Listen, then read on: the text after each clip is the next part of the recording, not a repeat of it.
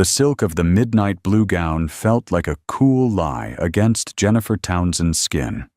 It was a lie she had worn for 7 years, a shimmering fabrication of happiness stitched together with compromise and silence. Tonight, the lie felt heavier than usual, clinging to the subtle swell of her abdomen, a secret she and the fabric shared. 3 months. A new life was knitting itself together inside her, a tiny, defiant pulse in the vast, cold stillness of the Buckhead mansion she called home. Her husband, Marcos Davidson, stood before the floor-to-ceiling window, a silhouette of immense power against the bruised twilight of the Atlanta sky. He wasn't looking at the view. His gaze was sharp, predatory, fixed on the phone in his hand. The screen cast an alien blue glow on his chiseled features, illuminating a faint, tight smile that never reached his eyes. It was a smile Jennifer had come to dread. It didn't signal joy. It signaled a victory she was not privy to. "Are you ready?" he asked, his voice a low rumble that vibrated through the marble floors. He didn't turn around. He never did. The world revolved around Marcos Davidson. He expected others to orbit him accordingly. "Almost," Jennifer said, her voice softer than she intended. She reached for the diamond necklace on the velvet-lined tray. The stones were cold, inert, like the promises he'd made when he'd placed a much larger diamond on her finger. They were meant to be symbols of forever, but they felt more like collateral. She had sacrificed everything to become Mrs. Davidson, her modest career in art curation, her small circle of genuine friends, the easy laughter she once shared with her parents. She had traded it all for a life of curated perfection, of charity boards and silent lunches with women whose pedigrees were as flawless as their porcelain veneers. She had convinced herself it was a fair trade, that security for her future, and now her child's future, was worth the price of her own voice. But lately, the silence was becoming deafening. Her anxiety, a familiar ghost, wrapped its clammy hands around her throat. It wasn't just the gala, the annual Davidson Foundation fundraiser, where she would have to perform her role as the adoring, placid wife.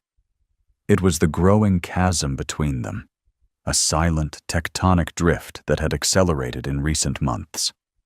It was the late nights he blamed on closing deals, the scent of unfamiliar perfume clinging to his suits, the way he guarded his phone as if it contained state secrets.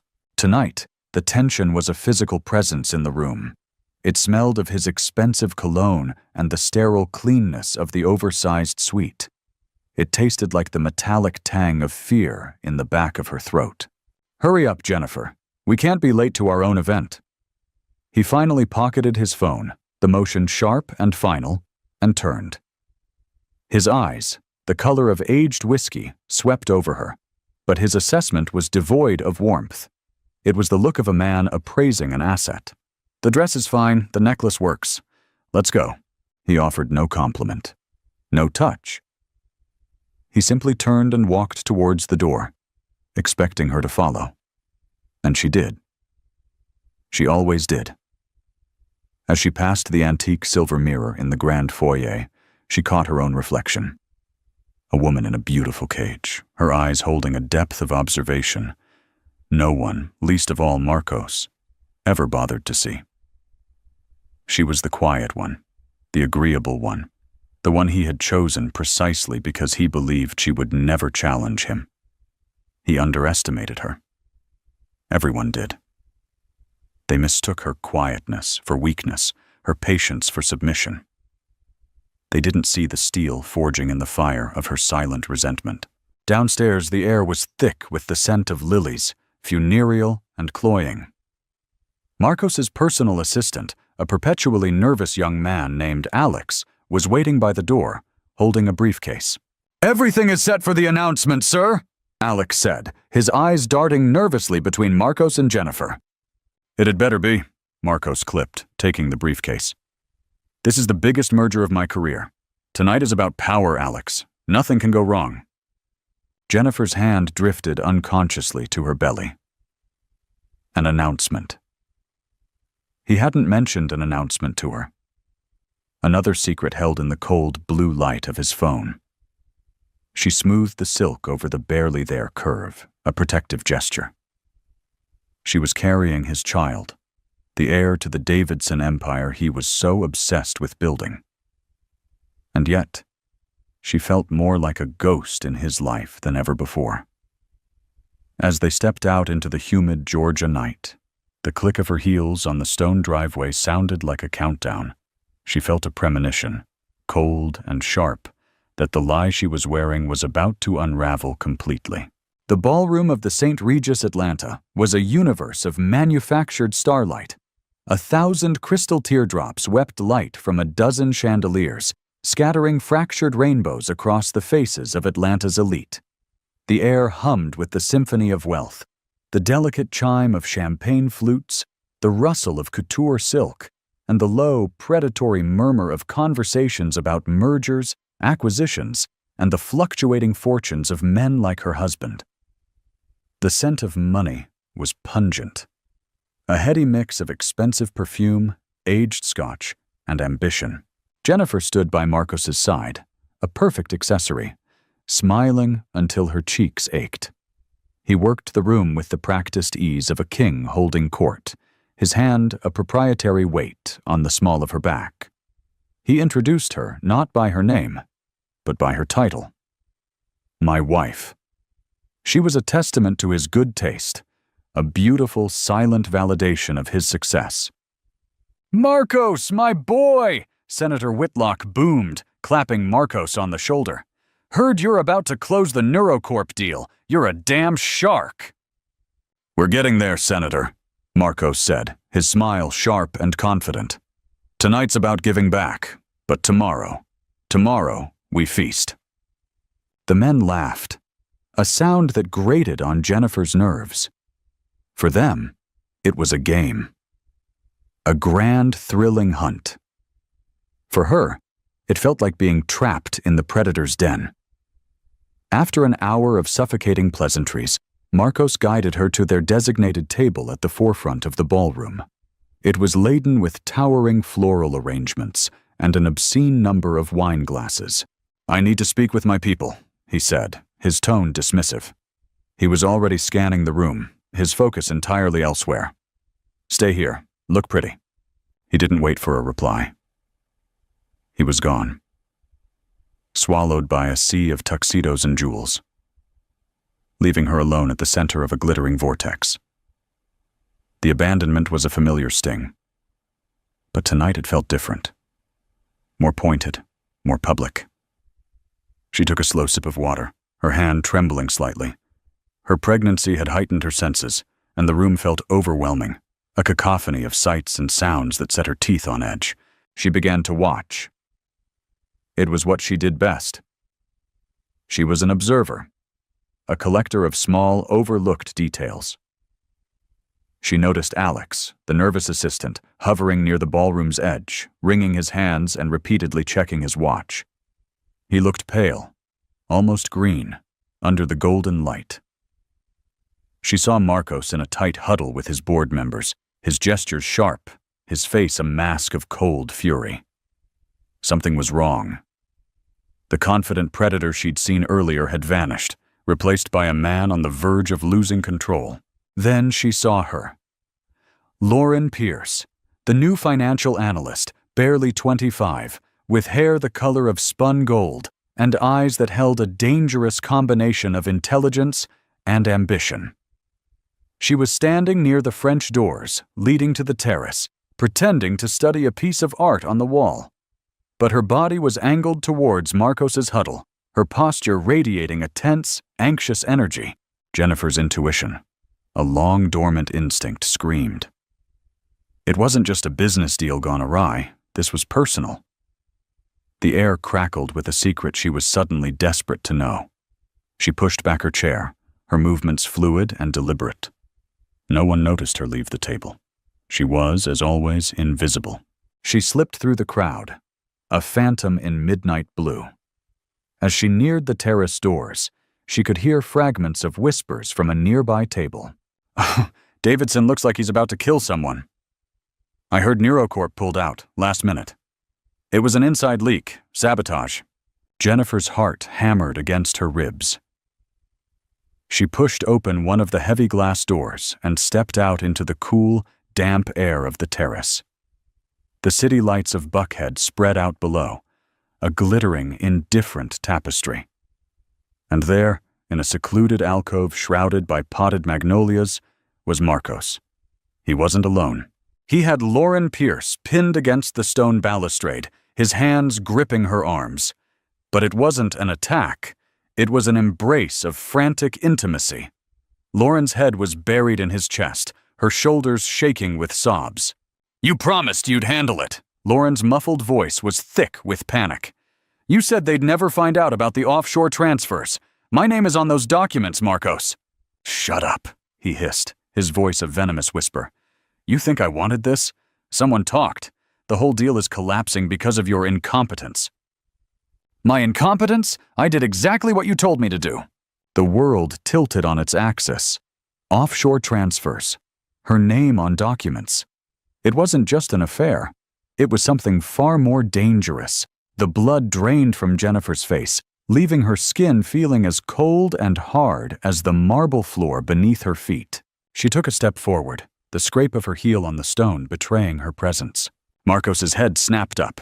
His eyes, when they met hers, were not those of a husband caught in a moment of infidelity. They were the eyes of a cornered animal, feral and terrifying. Lauren recoiled, her face a mess of tears and smudged mascara.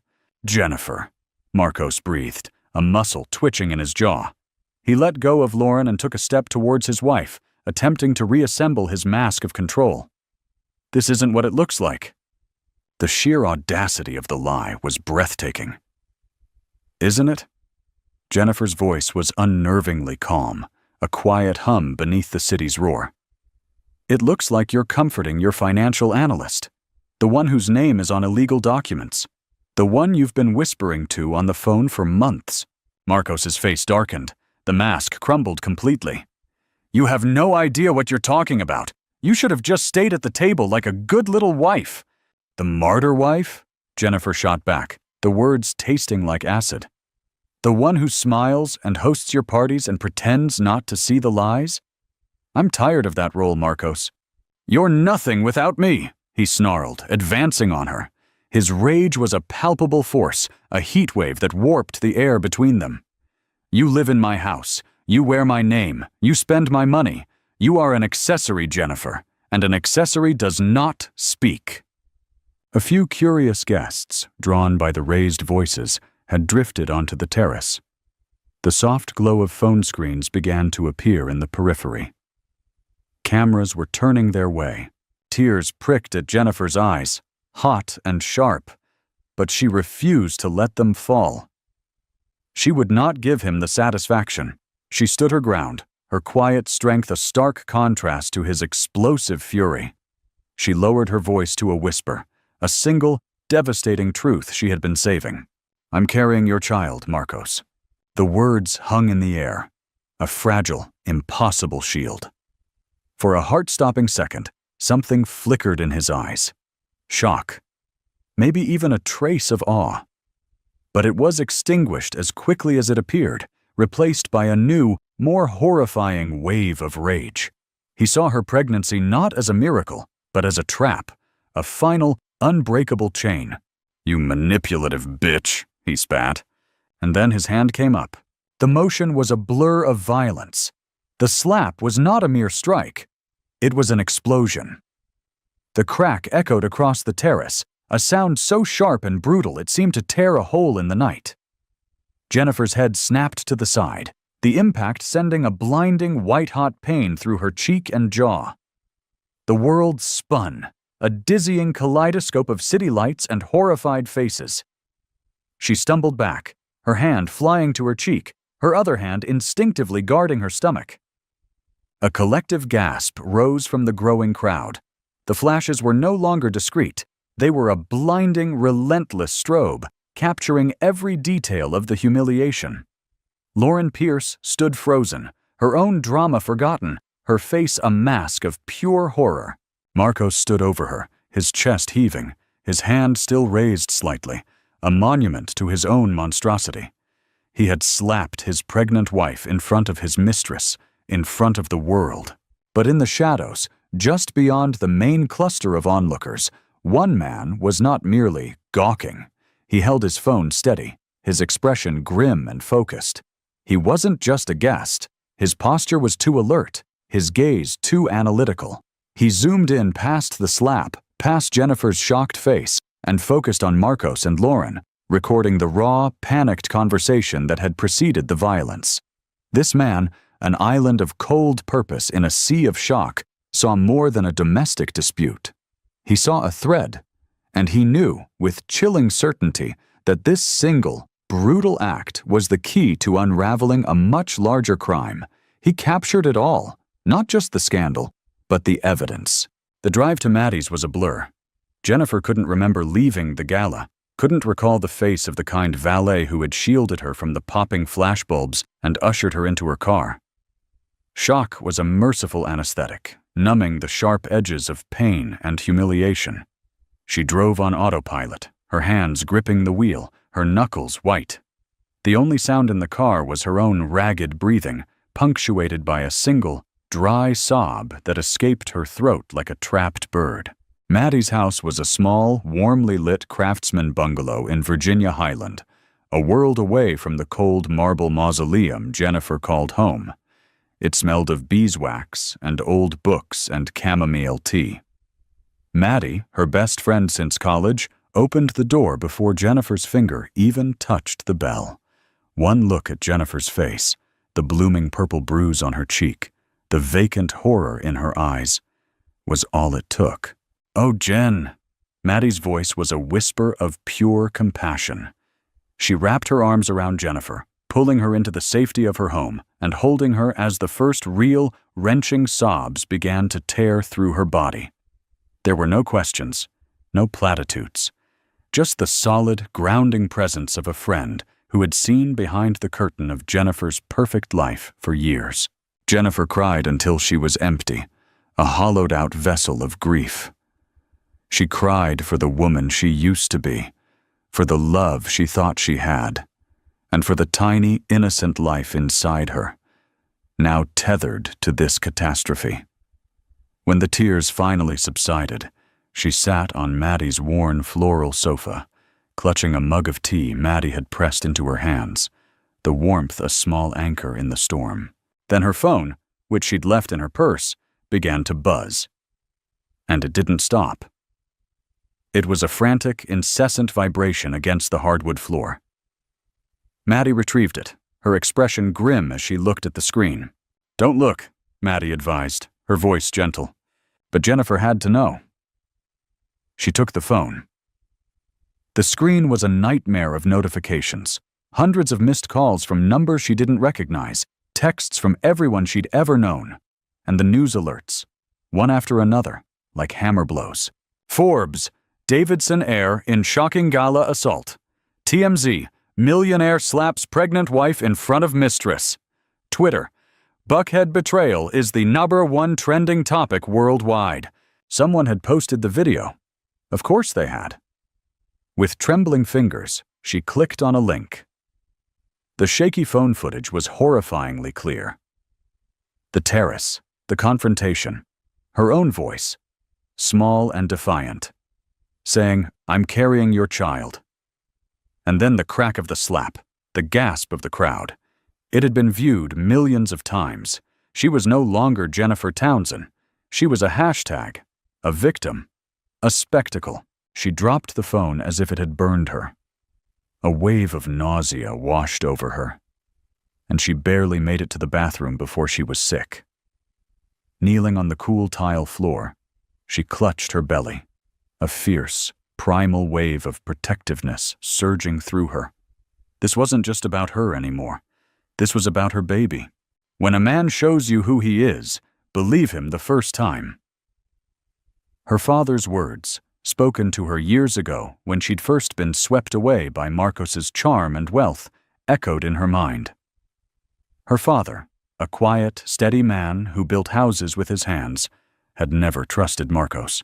He saw the rot beneath the polish. She hadn't listened. Marcos tried to call. His name flashed on the screen again and again. Then his mother, Margaret Davidson, a woman with a spine of ice and a tongue like a razor. Then his lawyers.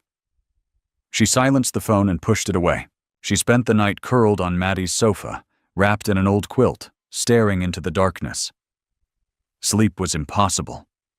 Every time she closed her eyes, she saw the flash of his hand, felt the sting on her cheek. She didn't cry anymore. The grief was hardening into something else, something cold and resolute. The next morning, her parents called. Her mother's voice was strained with panic. "Jen, honey, we saw the news. We're on the first flight out of Harrisburg. We'll be there by noon." The thought of them, of their unconditional love, was the first thing that had felt real in 24 hours. When she met them at the Hartsfield-Jackson Airport arrivals gate, the dam broke again. Her father, a mountain of a man with gentle eyes, simply hugged her, his large, calloused hands patting her back as if she were still a little girl. Her mother, Eleanor, held her face, her own eyes swimming with tears as she gently brushed a finger over the bruise on Jennifer's cheek. "We've got you," her father murmured, his voice thick with emotion. "No one will ever hurt you again." That evening, sitting in Maddie's quiet kitchen, her mother told her a story Jennifer had never heard before. She spoke of her own first marriage, long before she'd met Jennifer's father, a marriage to a charming man whose temper flared behind closed doors. "He never hit me in public," Eleanor said, her gaze distant, fixed on a memory Jennifer couldn't see. "It was always where no one could see the bruises. I stayed for 2 years, making excuses, telling myself he would change. The hardest thing I ever did was leave. The bravest thing I ever did was choose myself over his promises." She looked at Jennifer, her eyes clear and strong. "You have a strength in you, Jennifer, a quiet strength. You got it from a long line of women who learned to survive. You will get through this. And you will not just survive, you will build something better on the other side." Hearing her mother's story, seeing the echo of her own pain in her mother's past, was like a key turning in a lock. It wasn't just her fight. This was a legacy. Her mother had chosen to leave. Now, it was Jennifer's turn. She clutched the warm mug of tea, the familiar scent a balm to her frayed nerves. The fear was still there, a cold knot in her stomach, but for the first time, it was joined by a flicker of something new. A spark of defiance, a quiet, unyielding resolve. Marcos had started a war with a single slap. He had no idea she was preparing to fight back with an entire arsenal. 2 days after the gala, a plain manila envelope appeared on Maddie's doorstep, addressed to Jennifer Townsend. There was no return address. Inside was a single unbranded burner phone and a folded note. "Ms. Townsend, my name is Robert Chen. The incident at the gala was unfortunate, but it may have created an opportunity. I believe your husband is involved in significant financial crimes. The video of the assault is public, but I have a recording of the conversation that preceded it. I work for a federal agency that has been investigating Davidson Capital for months, but we've been missing a key piece, an inside source. If you are willing to help, we can offer you protection and ensure justice is served, not just for what he did to you, but for all of it. Await my call on this device at 3 p.m. tomorrow." Jennifer's blood ran cold. A federal agent, Robert Chen. He was the man from the shadows, the one whose gaze was analytical, not merely shocked. He had seen everything. The words on the page were terrifying, and simultaneously, a lifeline. For 2 days, she had been a victim, her story defined by a viral video of her humiliation. This note offered her a different role, the catalyst for his downfall. Fear was a cold, coiling serpent in her gut. Marcos was powerful, vindictive, and dangerous. Cooperating with the feds was a declaration of war against a man who had armies of lawyers and limitless resources. But then she felt a faint, fluttering movement in her womb, a tiny, insistent reminder of what was at stake. This wasn't just about her safety. It was about her child's. She would not raise a son or daughter in the shadow of a man like Marcos Davidson, a world built on lies and violence. Her mother's words echoed in her mind. Choose yourself. Build something better. When the burner phone rang at precisely 3 p.m. the next day, her hand was steady as she answered. "Ms. Townsend," a calm, professional voice said. It was Robert Chen. "Have you considered my proposal?" "What do you need?" Jennifer asked, her own voice surprising her with its firmness. "Davidson has a home office. We have reason to believe he keeps a private set of books, ledgers, and data on encrypted drives, separate from what's at his corporate headquarters. He's arrogant. He likes to keep his secrets close. We need that data. Anything related to shell corporations, offshore accounts, specifically accounts in the Cayman Islands or Switzerland, or transactions related to the Davidson Family Foundation, the charity, the one she had helped promote, whose board she sat on. The thought that it too was a sham made her feel sick. "I think I know the combination to his private safe," she said, her mind racing. He'd told it to her once, laughing, drunk on champagne after closing a deal. "My first dog's name and the year I made my first million." He was so sure of her passivity, he hadn't bothered to change it. "Getting it will be dangerous," Chen warned. "He's likely had the mansion's security upgraded. He'll be paranoid." "He thinks I'm a mess," Jennifer countered. "He thinks I'm hiding, crying. He'll expect me to come for my clothes, maybe some jewelry. He won't expect me to come for his secrets." A plan began to form. A desperate, high-stakes heist. Her father, with his quiet strength and unshakable resolve, was her first and only choice for an accomplice. When she told him, he didn't hesitate. "I'll be right beside you," he said, his hand covering hers. "We'll get you what you need." 2 days later, under the cloak of a moonless night, they put the plan into action. Jennifer, dressed in black, her face pale but determined, sat in her father's truck a block away from the mansion. He had done a drive-by earlier. 2 private security cars were parked out front, but a blind spot existed along the back wall, near the gardens she had so lovingly tended. Her father, a man who had spent 40 years in construction, disabled the alarm system's motion sensors on the back patio with an expertise that amazed her. They slipped inside through the kitchen door she'd intentionally left unlocked on a previous, supervised visit to collect some personal items. The house was dark and silent, a sleeping beast. The air was stale, different from how she remembered it. It no longer felt like her home. It felt like enemy territory. Every creak of the floorboard sent a jolt of adrenaline through her. They moved silently up the grand staircase to Marcus's office. The room smelled of his cigars and his ego. Oversized mahogany desk, leather-bound books he'd never read, a portrait of his grim-faced grandfather glowering from the wall. The safe was hidden behind a false panel of an antique bookcase. "Rocco 1998, Jennifer whispered, her fingers fumbling with the keypad. She held her breath. A soft click echoed in the silence. The heavy door swung open. Inside was a treasure trove of deceit.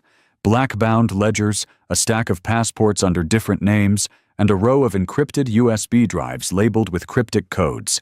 Geneva, Cayman, Foundation. Her father stood guard at the door while she quickly photographed the ledger pages with the burner phone and swept the USB drives into a bag. They were in and out in less than 10 minutes. The next day, Jennifer met with Catherine Walsh, a formidable divorce attorney Maddie had recommended. Catherine was everything Marcus's lawyers were not: sharp, empathetic, and fiercely protective. She listened to Jennifer's story, her eyes taking in the bruise that was now a sickly yellow-green. "The slap is our leverage for the divorce," Catherine stated, her tone all business. "But what you have in this bag, this is our leverage for your freedom." She took the bag of evidence. "Let me handle the SEC handover. We'll build a fortress around you so high that Marcos Davidson will never be able to touch you or your child again." Leaving Catherine's office, Jennifer felt a weight lift from her shoulders. She was no longer just running. She was fighting. A week later, another call came. It was Catherine. "We have an interesting development. Lauren Pierce has reached out. She's terrified. Marcos has threatened her, and she knows she's implicated. She's willing to testify against him in exchange for immunity." Jennifer's first instinct was a flash of anger. This was the woman her husband had chosen over her. But it was quickly replaced by a weary empathy. She remembered Lauren's panicked face on the terrace, her cry of, "My name is on those documents." Lauren wasn't a mastermind. She was a pawn, another young woman chewed up and spat out by Marcos's ambition. She was a victim, too. "What does she want?" Jennifer asked. "To save herself," Catherine said simply, "and to burn him to the ground. She can corroborate everything on those drives and fill in the gaps. She's our star witness." Jennifer thought for a long moment. Holding on to hatred for Lauren would only poison herself. Forgiveness felt impossible, but understanding was within reach. "Tell her yes," Jennifer said, a quiet resolve in her voice. "Tell her we'll help her. We're all on the same side now." She was building her own army, an unlikely alliance of women Marcos had wronged. And they were coming for his kingdom. Marcos Davidson was not a man accustomed to losing control. In his world, problems were solved with money, threats, or a combination of both. His pregnant wife, the quiet, pliable woman he had so carefully selected, was not supposed to be a problem. She was supposed to retreat, to crumble, to eventually be bought off into a quiet, comfortable exile. Instead, she had vanished. And in her silence, a storm was gathering. Flanked by a phalanx of stone-faced lawyers, Marcos and his mother, Margaret, called a press conference at the Davidson Capitol headquarters. The room was a feeding frenzy of reporters and camera crews, the air electric with scandal. Margaret, a matriarch carved from granite, took the podium first. She wore pearls and a look of pained maternal concern that was as false as a $3 bill. "My son is a good man," she began, her voice resonating with practiced sincerity. What happened at the gala was a moment of profound stress, a reaction to immense business pressure and to a deeply unfortunate personal situation. Marcos stepped forward, his face a carefully constructed mask of remorse. His cheek was clean-shaven, his suit impeccable. He looked every bit the wronged tycoon. "My wife, Jennifer," he said, his voice heavy with feigned sorrow, "has been struggling. We have been trying to navigate this privately, but her emotional state has become volatile. The pressures of her pregnancy have unfortunately exacerbated her instability. I deeply regret my reaction, but I was provoked during a moment of extreme emotional distress. For both of us." The narrative was clear, vicious, and classic gaslighting. She was the hysterical, hormonal pregnant woman. He was the beleaguered husband who had momentarily snapped under her irrationality. It was a story designed to prey on old prejudices, a desperate attempt to repaint him as the victim. Across town, in Maddie's quiet living room, Jennifer watched the press conference on a laptop, a cup of peppermint tea cradled in her hands. Her father sat beside her, his jaw tight with rage. Maddie paced behind the sofa, muttering curses under her breath. But Jennifer remained perfectly, unnervingly calm. She watched them spin their web of lies, her expression serene. When Marcos finished his speech, she simply closed the laptop. "It's time," she said quietly to her lawyer, Catherine, who was on the phone. "The package has been delivered to Agent Chen's office," Catherine confirmed. "Everything. The USB drives, the photos of the ledgers, and Lauren Pierce's sworn affidavit corroborating the timeline and the purpose of the shell corporations." While Marcos was fighting a battle in the court of public opinion, Jennifer had chosen a different battlefield, the United States District Court. She wasn't trading accusations. She was delivering irrefutable proof. The effect was not immediate, but it was seismic. Inside the sterile offices of the SEC, Robert Chen and his team of forensic accountants went to work. The encrypted drives, accessed with keys provided by a terrified but cooperative Lauren, were a Rosetta Stone of financial treason. The scenes unfolded like a montage of destruction. Analysts traced the money, their screens lighting up with a complex web of transactions. The Davidson Family Foundation, which sponsored hospitals and inner-city youth programs, was revealed to be a colossal money laundering machine.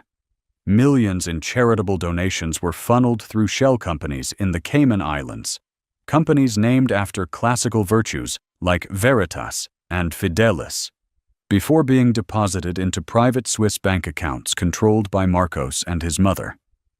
The Neurocorp deal had collapsed not because of a simple leak, but because Marcos had been using inside information to short the stock through one of these offshore entities, a crime that would add years to a potential sentence. Lauren's testimony was the narrative that connected the dots, explaining how she had been instructed to create the fraudulent paperwork, her youthful ambition exploited and twisted. She detailed secret meetings, verbal instructions, and the culture of fear and intimidation Marcos used to ensure compliance. The fortress Marcos had built around himself began to crumble, brick by brick. His board members, seeing the writing on the wall, began to distance themselves. His powerful friends stopped returning his calls. The shark who feasted on others was now bleeding in the water, and the other sharks were beginning to circle. His desperation became palpable. His calls to Jennifer's old phone, which now sat in a drawer in Catherine's office, became more frequent, more frantic. The tone shifted from indignant rage to pleading, then to threats. "Jennifer, pick up the phone. We can fix this. I'll give you anything you want. You are destroying this family, our child's legacy. Is this what you want? If you don't stop this, I swear to God, I will make sure you get nothing. I will ruin you." Jennifer never listened to the messages. Catherine's paralegal transcribed them, each one another piece of evidence of his harassment and instability, a stark contradiction to the calm, beleaguered man he had portrayed at his press conference. Jennifer simply continued her new routine: morning walks with her father, prenatal yoga classes, and quiet afternoons spent sketching designs for a nursery. She was building a new world while the old one burned to the ground. She ignored the noise, focusing only on the quiet truth she had set in motion. The loudest roar of the Davidson empire was no match for the silent, undeniable facts she had delivered in a simple canvas bag. The collapse was not a slow decay. It was an implosion. Armed with Jennifer's evidence and Lauren's testimony, federal agents raided the Davidson Capitol headquarters and the Buckhead mansion simultaneously. The image that led the evening news wasn't of a triumphant Marcos, but of him and his mother, Margaret, being led away in handcuffs, their faces stark with disbelief and impotent fury. The empire built on hubris and fraud had been dismantled by a quiet woman they had fatally underestimated. The indictments were extensive: wire fraud, mail fraud, money laundering, securities fraud, and conspiracy. The Buckhead betrayal scandal was eclipsed by the far larger story of the Davidson Foundation's massive charity fraud. Marcos Davidson went from being a villainous husband to one of the most reviled white-collar criminals in recent memory. Jennifer watched none of it. She was busy moving. Not back to a gilded cage, but into a modest, sun-drenched two-bedroom apartment in Midtown. The building had excellent security, paid for by a preliminary divorce settlement Catherine had swiftly and brutally negotiated. The apartment wasn't grand. It was something better. It was hers. It smelled of fresh paint and possibility. The living room had a large window that looked out over the green canopy of Piedmont Park, a view that felt more honest and alive than the sprawling, manicured lawns of her old life. Her parents stayed for 2 months, helping her settle. Her father, a man of few words, showed his love by assembling furniture, installing bookshelves, and triple-checking the locks on the doors. Her mother filled the kitchen with the smell of home-baked bread and the pantry with herbal tea. They were quiet, healing days. They would sit together in the evenings, not always talking, just sharing the comfortable silence. A family reknitting itself together. Jennifer found a job, not on a charity board, but as a project coordinator at a small, family-run construction firm owned by a friend of her father's. The work was tangible, real. She dealt with blueprints and budgets with the satisfying reality of creating something solid and useful from the ground up. She wore sensible shoes and carried a thermos of tea. For the first time in years, she felt proud of how she spent her days. Her life simplified into a peaceful rhythm. Mornings at work, afternoons spent decorating the nursery in shades of soft yellow and gray, evenings with a book or a phone call with Maddie. She was slowly, carefully, building a sanctuary for herself and her child. The fear hadn't vanished completely. It was a faint scar, a reminder of the fire she had walked through. But it no longer held power over her. It had been replaced by a deep, abiding sense of peace. 6 months after the raid, in the quiet dawn of a crisp autumn morning, Jennifer gave birth to a healthy baby girl. She named her Dawn. It was a promise, a declaration. The light that always follows the darkest night.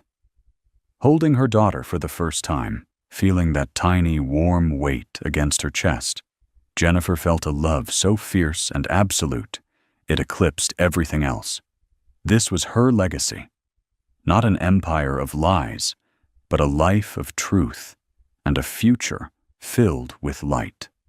1 year later, the room was filled with quiet chatter and the comforting aroma of coffee. Women of all ages and backgrounds sat in a circle of mismatched chairs, some speaking softly, others just listening. At the front of the room, standing not on a stage but on the same level as everyone else, was Jennifer. She was different now. The haunted look was gone from her eyes, replaced by a warm, confident light. She wore a simple dress, and her only jewelry was a small silver locket containing a picture of Dawn. This was the first official meeting of the Quiet Strength Project, a non-profit organization Jennifer had founded using the remainder of her divorce settlement. Its mission was simple: to provide legal, financial, and emotional support for women leaving abusive and controlling relationships. My mother once told me that the bravest thing she ever did was choose herself, Jennifer said, her voice clear and steady. For a long time, I didn't understand what that meant. I thought strength was about enduring, about being unbreakable. But it's not. Real strength, quiet strength, is about knowing you are worthy of peace. It's about taking that first, terrifying step toward claiming it for yourself. She looked around the room, meeting the eyes of the women who had come seeking help. A young mother with a bruised wrist, an older woman who had lost her financial independence, a college student trying to escape a controlling partner. She saw her own story reflected in their faces. After the meeting, she walked home through the park, pushing Dawn's stroller. The late afternoon sun cast long shadows on the path, and the air was filled with the laughter of children. Her phone buzzed. It was a text from Catherine. Marcos and Margaret were sentenced today. 25 years. They got what they deserved.